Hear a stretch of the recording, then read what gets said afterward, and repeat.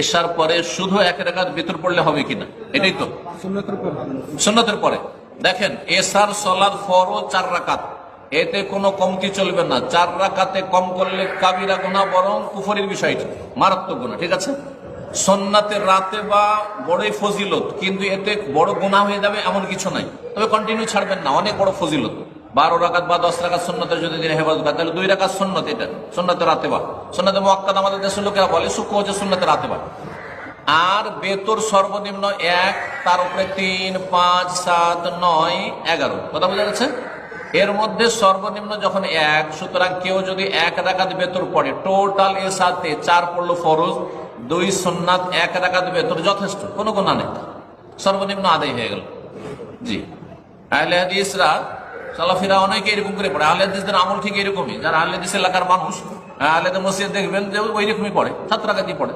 জি,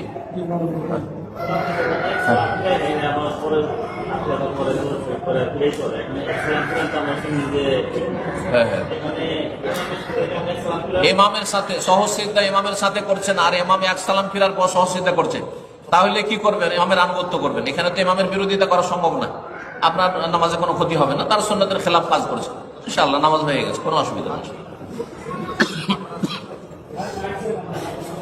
হ্যাঁ, মাইক দিয়ে দেন না।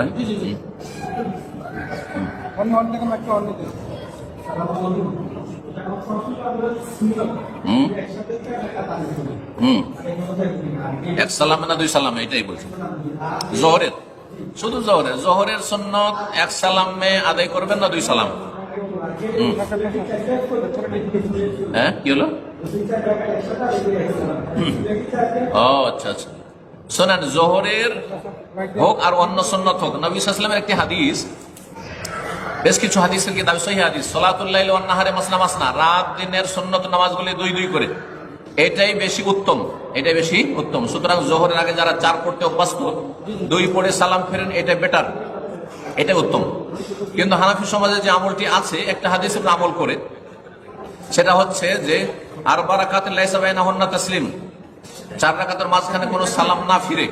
এই হাদিসটি আল্লামা আলবানী দুর্বল, অনেকে দুর্বল বলেছেন, আর কেউ সহিহ বলেছেন। সুতরাং কেউ যদি জোহরে 1 সালামে 4 পড়ে জায়েজ, তবে 2 করে পড়া 2 সালামে, এটা বেশি উত্তম।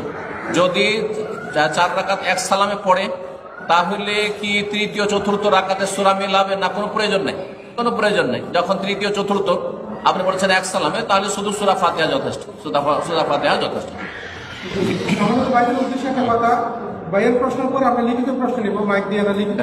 জি জি, ভালো, এটাই শেষ। হ্যাঁ, মৌখিক প্রশ্ন এটাই শেষ। হ্যাঁ, বলেন।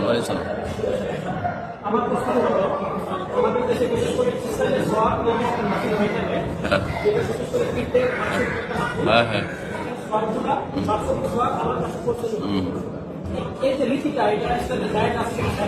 যে গুরুত্বপূর্ণ প্রশ্ন, ইসালে সওয়াবের যে মাহফিল হয় দেশে পীরেরা করে থাকে বা পীরের ভক্তরা করে থাকে, এই মাহফিল আর এই নেকিটা, ইসাল মানে পৌঁছানো, আর সওয়াব মানে নেকি, আল্লাহর কাছে নেকি পৌঁছালো, সেই জন্য অনুষ্ঠান করে, আনুষ্ঠানিকতা, এটি বিদআত, এর অস্তিত্ব ইসলামে নেই। রাসূলুল্লাহ সাহাবীরা ইসালে সব কেউ করেননি এরকম তরিকা। সুতরাং এটি বর্জনীয় তরিকা, ছেড়ে দেওয়া ফরজ, আর কাজটি বিদআত, গুনার কাজ, জাহান্নামে যাওয়ার কাজ, নেকির কাজ নয়। আল্লাহ হিদায়াত দান করুন।